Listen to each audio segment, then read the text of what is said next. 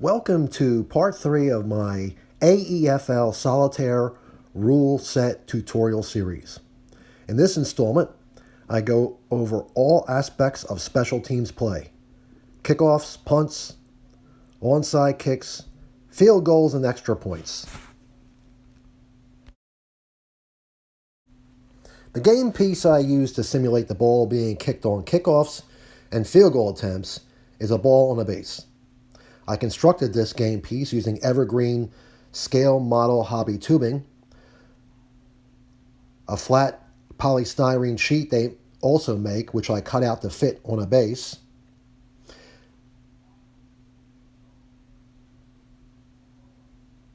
and a ball I created out of clay.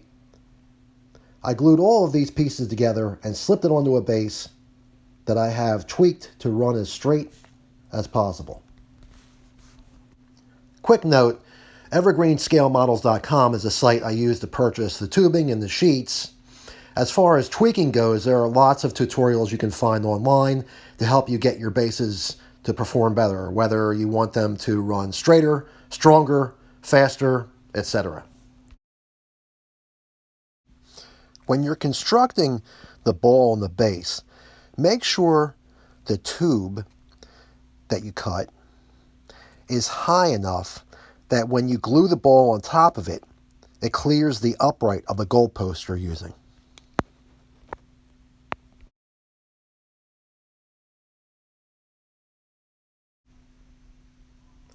On kickoffs, I line up the return team and the kicking team on the respective 40-yard lines. The ball on the base gets placed on the return team side of the field at the 25-yard line, set to move towards the goal line.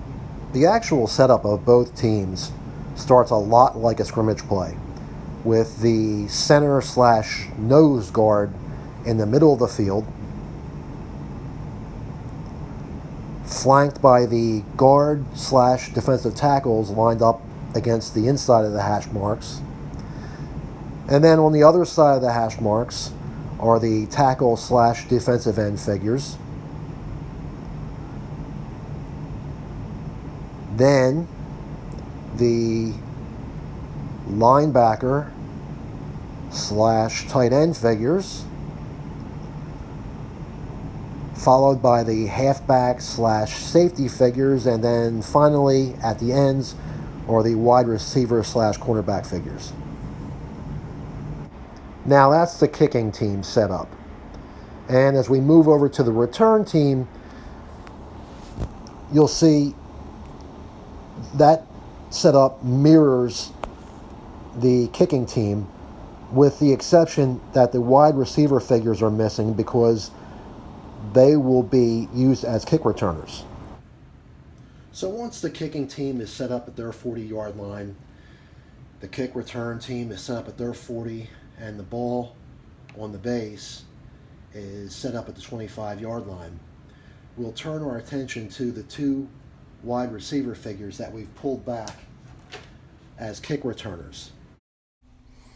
One returner will be set on the goal line along the right hash mark line, and one will be set on the goal line on the left hash mark line. Which returner goes where depends on what side of the field the returner plays as a wide receiver. For example, 25 here, as a receiver on offense, lines up outside the numbers on the right side of the field. So he stays on the right side as a returner.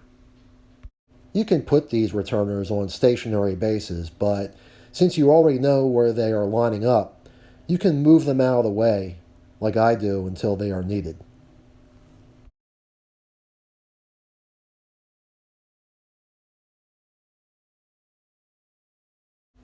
When the switch is activated, the ball will move forward. And as long as it crosses the goal line within the outside framework of the numbers, we will have a return. Once the ball crosses the goal line within the numbers, you stop the board. You then grab your returner figures And the returner who is closer to the ball takes possession of the ball at the point where the ball crosses the goal line. In this example, it was the returner on the right side.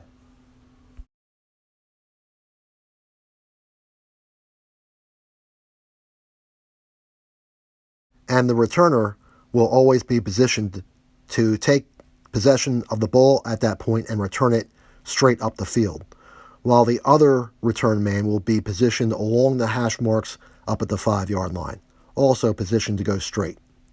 The switch is then activated with no pivots for anyone else, and the return man is subject to the tackling rules I defined in my first video. Now, if the ball crosses the goal line evenly between the two returners, you flip a coin, and the winner of the flip gets to return the ball at that point.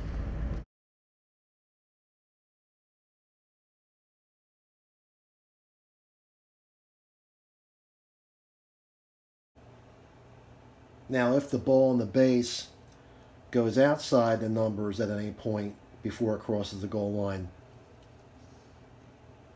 on either side, then the ball is dead, and it is a penalty assessed on the kicking team. The kick return team takes possession of the ball at the 40-yard line. Now we're going to run a practice play to show you how the kickoff works in live action.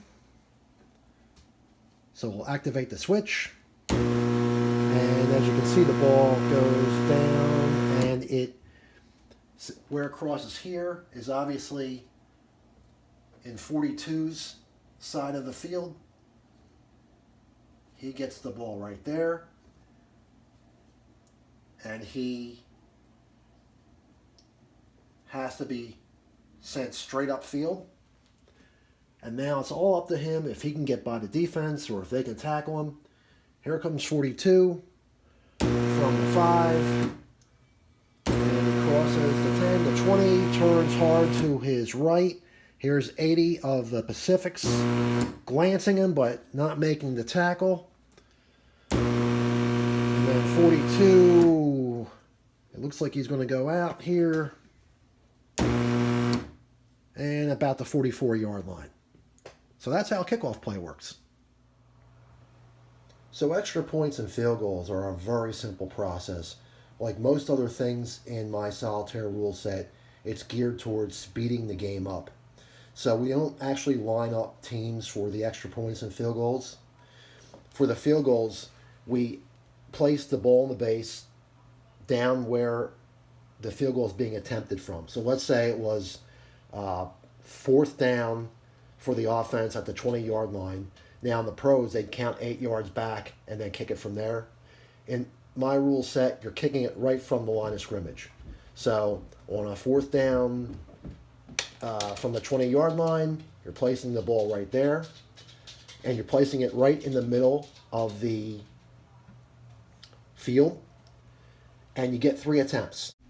At the activation of the switch, the ball will move forward, and as long as the ball hits between the uprights, the field goal is good. The kick is also good if the ball hits the inside half of the upright or dead center. But if the ball hits the outside portion or half of the upright, the kick is no good. Some of these may be very close calls and can require close visual inspection. I mentioned before that I give the kicking team 3 tries to make the field goal or extra point. Now there's 5 possible stations for the kick to be lined up at.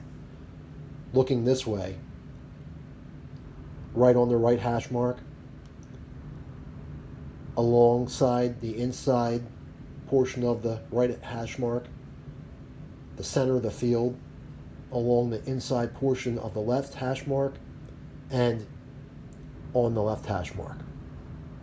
We always start in the center of the field.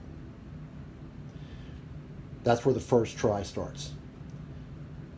And if a kick is missed, it's not going to be short, obviously, because you've the height of the ball on base is above the crossbar. It's either going to miss here to the right or to the left. So let's say, for example, on the first try we miss to the right. Then the next try will be moved one space or station in the opposite direction of the miss, which in this case would be along the inside line of the left hash mark. And if on try 2 he misses to the right again, he moves one space to the left for his final try on the left hash mark. Always one space in the direction opposite of the miss. So you could run into a situation like this. First kick misses to the right, and like in the previous example, he goes one space to the left. Then the second try misses to the left. So this time, he would move one space back to the right, back to where he was originally. And that would be his third and final attempt. 3 tries for the extra points and field goals. And if it's 3 misses, the kick is no good. Incidentally, all extra point tries are lined up on the 10-yard line. Field goals in my league can be attempted anytime the offense gets to their 40-yard line, their own 40. So, in other words, the limit of a field goal attempt is 70 yards. Let's try one now. Here's the try from 70 yards. The kick is away. It starts to hook to the right, but comes back in. Right down the middle, 70-yard field goal. I handle onside kicks in much the same way that you see them in tournament gameplay and other online EF gameplay. Just as in a regular kickoff, both teams line up at their own 40-yard line, with the only difference being that for the kick return team, their wide receivers line up on the line this time, not back as returners. Once the kicking team and the receiving team are lined up on their 40-yard lines, we proceed with the placement of the onside kick. We use the same ball marker that we use on passing plays, and that ball marker is always going to go 1 yard closer to the receiving team than the kicking team.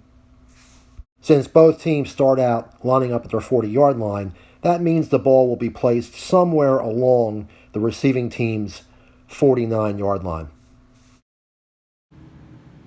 So where the ball is placed on the 49-yard line, that's where the 12-sided dice and the numbering system for the kicking team come into play. And what I mean by the numbering system is that the nearest guy to you on the kicking team is number 1.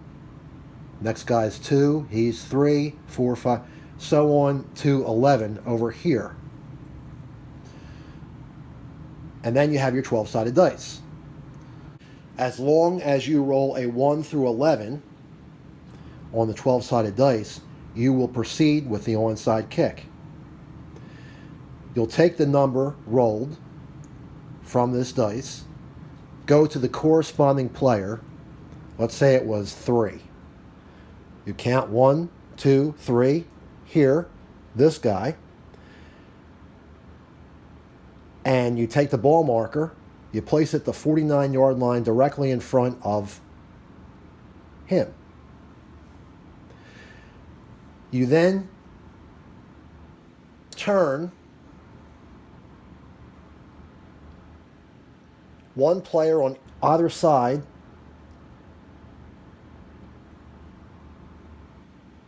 of the selected player towards the ball, and you do the same thing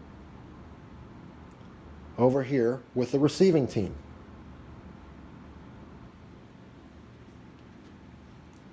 And then you activate the play, and the first player to touch it with the front of the base or pushed into it by the side of the base by a teammate recovers the ball. Now, if you roll a 1 or an 11, those are end players. So what would happen is you would adjust the next two players up from him or down from him towards the ball.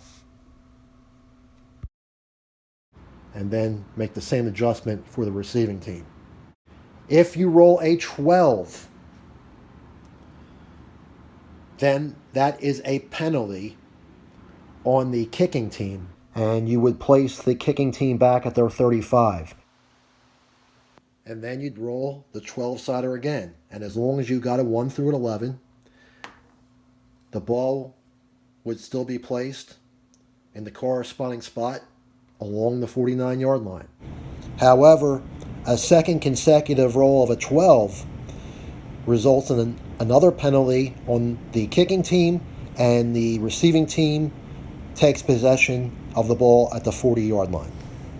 So let's run an onside kick. Roll the dice. Comes up 2. That means the ball will be placed in front of this guy at the receiving team 49. 11 yards. Then we pivot 2 guys on the receiving team and the kicking team who are on either side of the player the ball is directly in front of. And we are ready to run the play. A player from the receiving team touches its side of base, which is not a recovery unless he's pushed into it by a teammate. But the kicking team player touched it with the front of his base, and that is a recovery. A recovery by the kicking team is down at the point where the kicking team gains possession, but a recovery by the receiving team can be advanced. Now we will go over punts. For the sake of this example, the punting team will be in blue, and they'll be punting from their 50-yard line.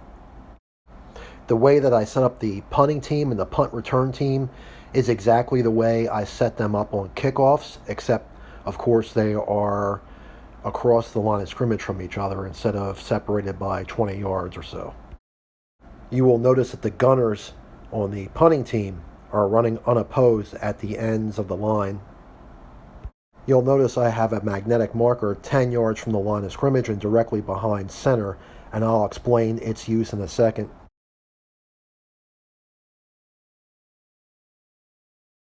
Meanwhile, the ball on base, representing the punted ball, is directly behind the nose guard, set to travel downfield.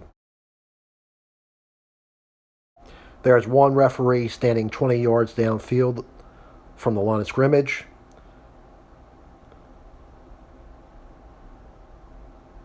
And there is a second referee standing 40 yards downfield from the line of scrimmage. These are important markers. Just as in kickoff returns, there are 2 potential returners positioned on either hash mark. However, these returners are set 40 yards from the line of scrimmage.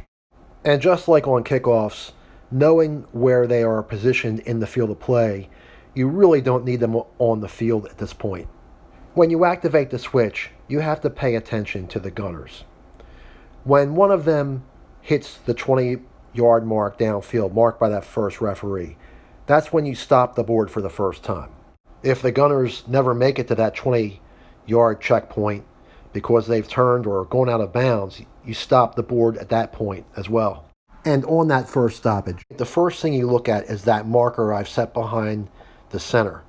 And if a defensive player has touched it on that first stop, then the punt is blocked, and you will go through a fumble procedure to see who recovers.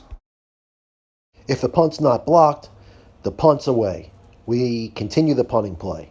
However, before we turn on the switch for the second time, we look at the position of the ball and we look at the gunners.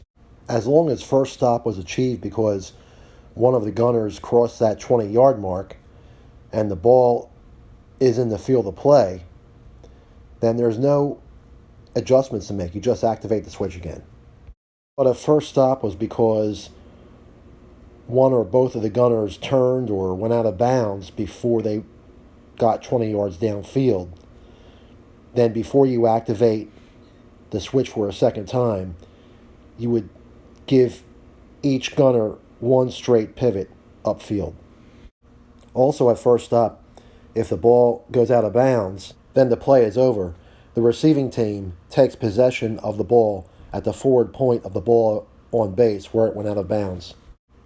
Whether or not you have to make an adjustment for the gunners, as long as the ball on base remains in the field of play, you will be activating the switch for a second time. At the second switch activation, you will look for one of the gunners to reach the 40-yard mark, which would mark the second stop. Of course, that 40-yard point is marked by that second referee, and one of the gunners is either going to cross that line and you will stop the board, or neither gunner will make it because they have turned or went out of bounds, in which case you will also stop the board.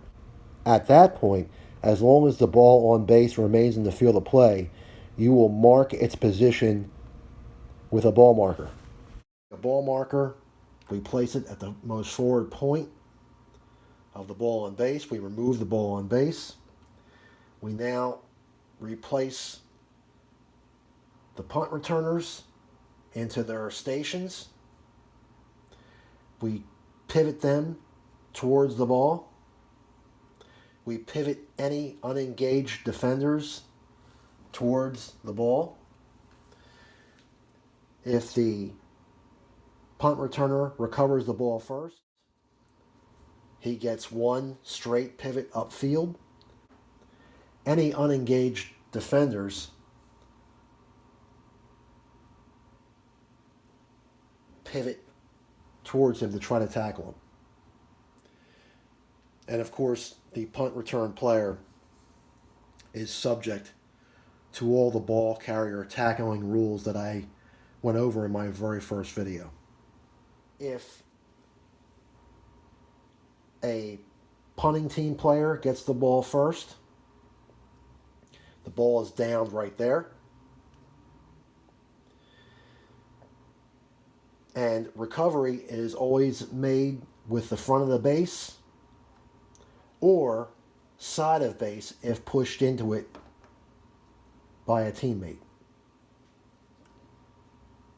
Also note that just like on the first activation of the switch, if on second activation the ball on base goes out of bounds, the play's over, and the receiving team takes possession of the ball at the forward point of the ball on base where it went out of bounds. So that was a lot of information. Let's see how the punt plays out in the practice play. Here's the snap. And, okay, we stop the board. See that gunner down there? He hit that 20-yard mark.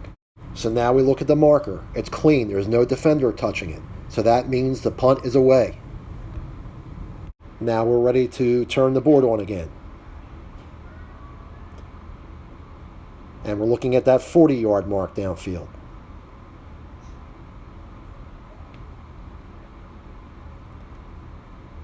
Okay, and we stop the board. As you can see, that far gunner has hit the 40-yard mark. So we look at the ball on base, and we place a ball marker in front of it.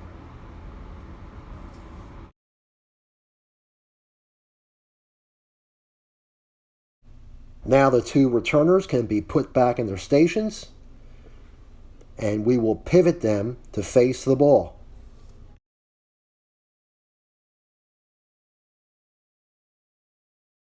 We also pivot all unengaged punting team players towards the ball.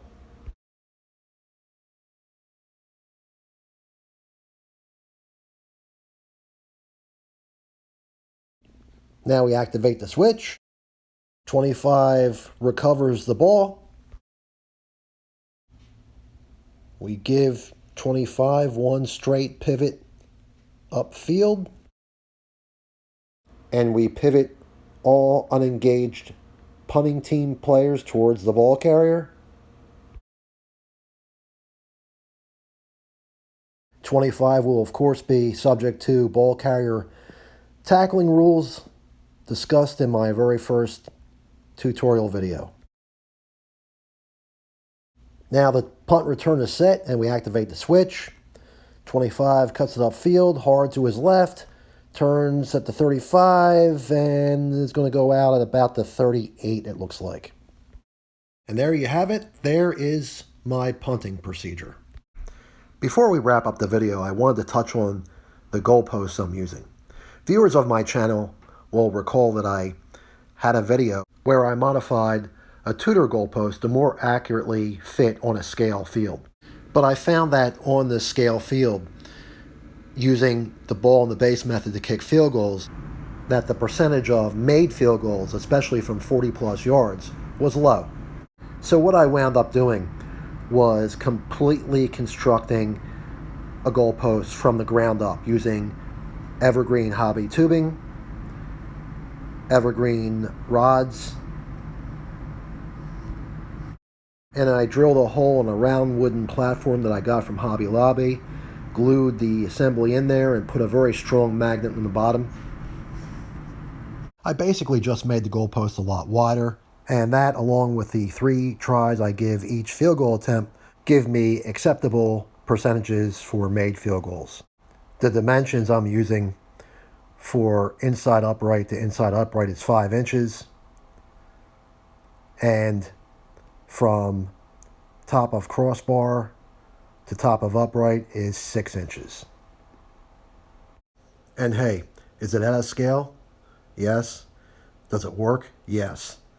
If I can ever master tweaking ball on bases to move consistently straight, I'll revisit this.